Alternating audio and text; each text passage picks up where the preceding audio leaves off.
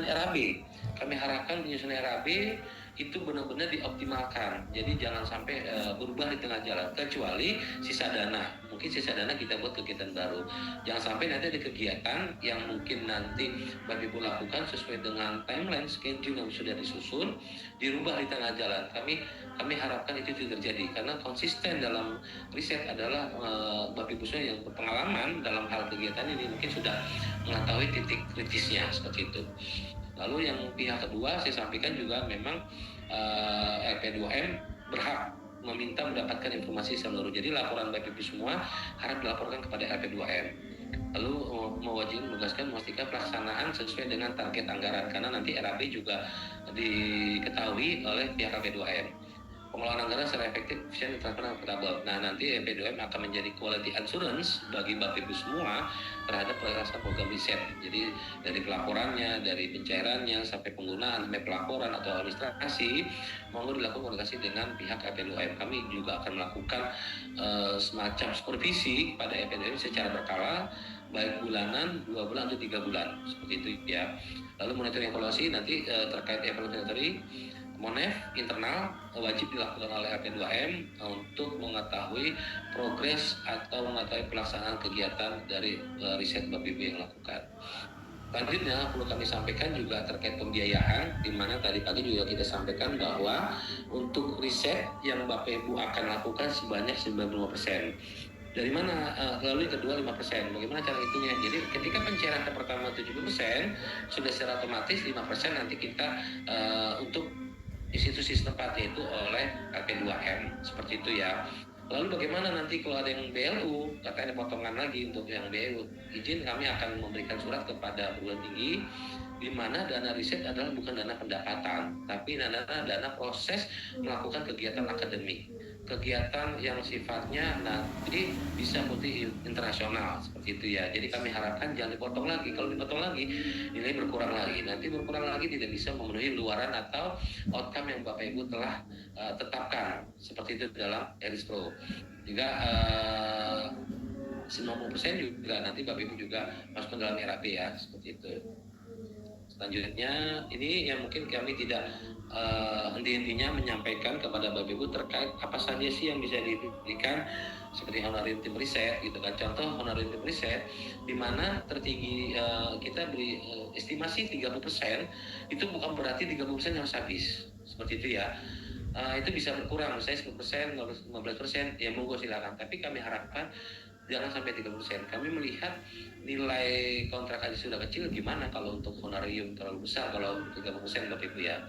Lalu upah tenaga kerja ini perlu ditinjau kembali. Memang kembali kita memperbolehkan, tapi kami melihat tren kepada tim riset bahwa menggunakan tim untuk honorarium itu sangat banyak. Banyak kan berarti gini, idealnya itu kan ada ketua tim, ada anggota 1 atau anak asisten 1 dan administrasi, ada 4 ya, atau ada 5. Tapi kita menemukan kadang 10, 15. Jadi untuk apa adanya upah tenaga kerja di mana hanya membebankan dari anggaran tersebut. Kami harapkan itu tidak jadi, tapi memang tidak dilarang, diperbolehkan sepanjang memang anggota tim yang Bapak Ibu nanti susun dalam SK, dalam pengajuan SK ke Pak Rektor, itu tidak menjangkau hal tersebut. Lalu pembelian pengadaan juga kami harapkan komunikasi dengan LP2M. Apa ini kitanya Yaiba? Bahwa proses pengadaan barang, apalagi barang yang sifatnya milik atau BNN atau barang 53 akunnya, sebaiknya menggunakan susunan UKBBJ atau pejabat pengadaan, seperti itu ya. Kami harapkan nanti ada pencatatannya, jangan sampai terlambat, jangan sampai nanti terlewatkan. Atau kalau misalnya pengadaan yang habis pakai seperti beli kertas itu tidak perlu ya. Tapi kalau untuk beli barang-barang yang sifatnya lebih pemanfaatan lebih 1 tahun atau nilainya sangat tinggi atau memang pencatatannya itu wajib di kampus, monggo kami harapkan dan kami wajibkan mengkomunikasi dengan pihak pengadaan barang jasa supaya diinput ke dalam SIMAK BMN sebagai barang hibah, gitu. Lalu penyelenggaraan FGD, capacity building, pelatihan survei itu monggo dilakukan Bapak Ibu semua sepanjang memang nyambung dengan pekerjaan Bapak Ibu semua. Dan ini biasanya dilakukan bisa sebelum melakukan perjalanan atau sesudah.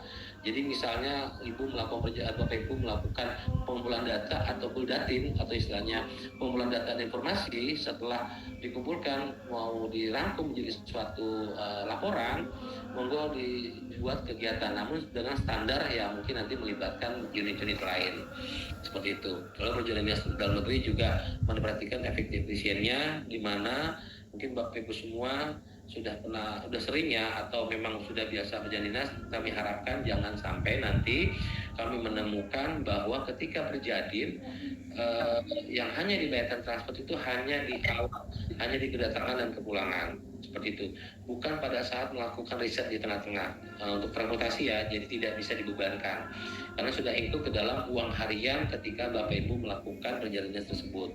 Kami juga menemukan catatan tersebut sehingga kami akan mengklaim untuk pembalian. Jadi transport lokal tidak diberlakukan ketika melakukan riset. Lalu nanti ada honorarium konsultan tenaga ahli narasumber, monggo dibayarkan sesuai dengan kemampuan, bukan berarti mengikuti SPM misalnya 1 juta harus 1 juta. Optimal mungkin Bapak Ibu bisa menganggarkan kepada tenaga ahli atau tim ahli atau pakar ya untuk memberikan sebuah informasi riset yang Bapak Ibu lakukan. Lalu selanjutnya pendaftaran pengurusan sertifikat produk, pengurusan HKI intelektual, benar-benar yang berdampak atau yang memiliki output atau luaran. Kalau sekiranya nggak perlu pakai HKI ya nggak usah didaftarkan karena kan nanti hanya menambah jumlah HKI yang tadinya mungkin 1 atau 2 Bapak Ibu bikin sampai 5, tapi manfaat atau substansi dari HKI-nya itu nggak dapat seperti itu. Penggandaan, penjilitan, penerbitan buku luaran, pembelian pengadaan referensi atau data, monggo. Untuk perjalanan dinas luar negeri kami sampaikan hanya berlaku di periode akhir pendanaan, bukan akhir tahun, akhir tahun pendanaan. Jadi kalau misalnya kontraknya 1 tahun, berarti dia boleh tahun ini. Kalau dia 2 tahun, berarti di tahun kedua atau di tahun ketiga bagi yang kontrak tahun ketiga. Jadi itulah yang dapat diizinkan. Jadi selanjutnya untuk yang berangkat juga paling banyak 3 orang. Jadi yang timnya banyak, yang sampai lebih dari 5 ya nanti ketika pemberangkatan tolong benar-benar ditentukan secara selektif begitu. Dan proses perjalanan luar negeri juga harus wajib izin dari Seknek seperti itu ya. Jangan sampai nanti Bapak Ibu berangkat baru Sekneknya keluar. Kami khawatir jika nanti izin Sekneknya tidak ada, izin keluar sampai batas kontrak itu tidak terbit, mohon maaf kami akan mengklaim perjalanan ke luar negeri Bapak Ibu semua. Karena apa? Karena salah satu syarat perjalanan adalah izin dari Seknek seperti itu. Selanjutnya mungkin ini udah pernah pernah didengarkan tadi Pak, kami juga selalu menyampaikan untuk larang-larangannya ini sangat simpel ya, yang di luar dari riset ya, seperti pembelian lahan, tanah atau pembelian kendaraan personal itu tidak diperkenankan dari Bapak aku sampaikan. Lalu pembangunan gedung, lalu jaminan atau pinjaman serta hibah bentuk uang tunai kepada pihak masyarakat atau pembelian usaha ya, itu tidak bisa diperkenankan menggunakan dana riset seperti itu. Nah kalau misalnya ditemukan misalnya nanti Bapak Ibu mengundang misal narasumber atau warga lokal sebagai pemberi informasi, jangan diberikan souvenir atau uang secara cuma-cuma, tapi dibuatkan suatu forum, kita anggap sebagai termasuk mereka kita undang seperti itu ya. Mungkin itu menurut undang-undang aturan itu lebih baik seperti itu, dan memang diwajibkan seperti itu ya. Jadi jangan sampai memberikan secara cuma-cuma yang mungkin tujuannya sama tapi cara pemberian pelaporannya nanti yang menjadi kesalahan Bapak Ibu ya. Selanjutnya ini untuk honorium, di mana honorium tertinggi itu sebagai ketua 3.600.000, anggota 2.400.000, asisten 1.500.000, administrator 850. Untuk nilai besaran ini adalah batas limit tertinggi. Kalau misalnya kurang, misalnya Pak kami hanya mampu 2 juta, silakan.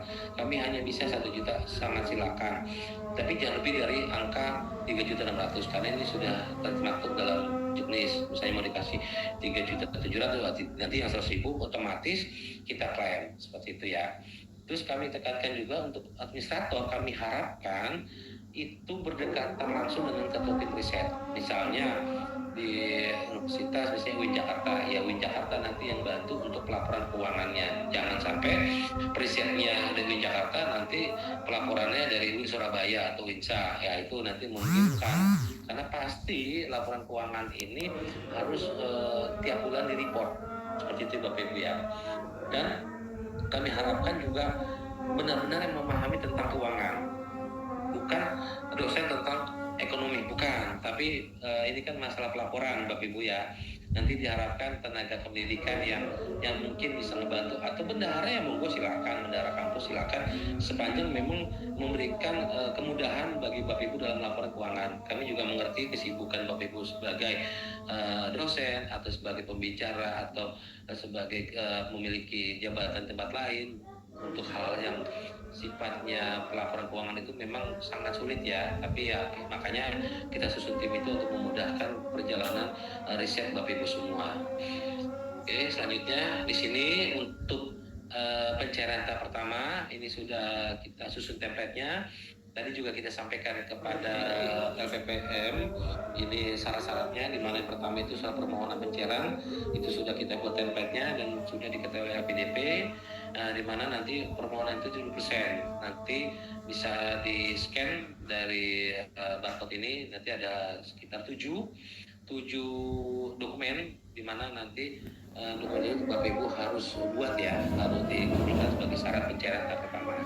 Lalu kedua, proposal. Mungkin kemarin kami sudah nyusun proposalnya, nah tapi ternyata di Eris Pro sudah memiliki template, jadi tidak jauh berbeda ya, hanya memindahkan yang tadinya mungkin tempatnya di A atau di B jadi C di D, seperti itu, tinggal mengkopas saja Bapak Ibu ya. Lalu selanjutnya RAB, rencana anggaran belanja, di mana di sini ada dua model. Model pertama itu secara keseluruhan, dalam arti setelah seluruhan kontrak, di mana kontraknya Bapak Ibu, kalau Bapak Ibu ingin lihat juga S10 juga ada, di kemarin juga KP2 juga ada, kita lampirkan di PKS-nya dengan kontrak secara utuh, dan juga nanti harus dibuat secara periodisasi. Jadi RAB itu secara utuhan, secara all, dan nanti buat lagi untuk yang teori tahunan itu agak sudah buat ya Bapak Ibu ya, tahunan untuk secara izin telepon ya, mohon kasih. Lalu yang keempat, surat keputusan pimpinan, kami juga sudah melakukan mitigasi, di mana jika kami melaporkan seluruh tim masuk SK di pusat, nanti akan menyulitkan Bapak Ibu semua ketika ada pergantian anggota, atau anggotanya ada yang buka diri, atau ya biasanya sih awal-awal itu sejalan, tapi tengah perjalanan pasti ada semacam perbedaan lah, seperti itu. Kami sebenarnya tidak mengharapkan itu, tapi faktanya kadang-kadang kami menemukan hal tersebut, sehingga surat keputusan itu kami serahkan kepada pimpinan lembaga, yaitu rektor atau kepala atau sejenisnya, untuk mengeskakan susunan tim, di mana nanti di situ sudah ada template-nya, nilai pendanaan, pemendanaan, lampiran itu ada susunan ke ketua tim, anggota, anak asisten dan asistentator, dan ada judul risetnya. Kalau misalnya nanti ada revisi, ada perubahan, monggo dilaporkan ke Puspenma atau nanti diupload ulang sebagai bentuk mitigasi kita ketika nanti di tim Bapak Ibu mengikuti program murah selanjutnya. Kami harapkan itu tidak terjadi ya, karena jumlah yang sekarang tadi Pak Kapus sampaikan dari 90, kalau dikali 5 udah 450 orang. 40 orang, bagaimana mitigasinya? Nanti kita melihat dari RISPO Bapak Ibu semua. Lalu selanjutnya ada surat literasi, seperti biasa SPTJM, dan ada surat tangan terdaftar pajak. Mungkin kalau untuk SKTP bisa melihat dari Cortex, atau nanti BPIB kan melaporkan pajak tiap tahun ya, nanti monggo di share aja atau ditampilkan aja ke dalam isian pada akun Eris Pro, fitur Eris Pro tersebut. Oke, baik, mungkin itu yang bisa saya sampaikan.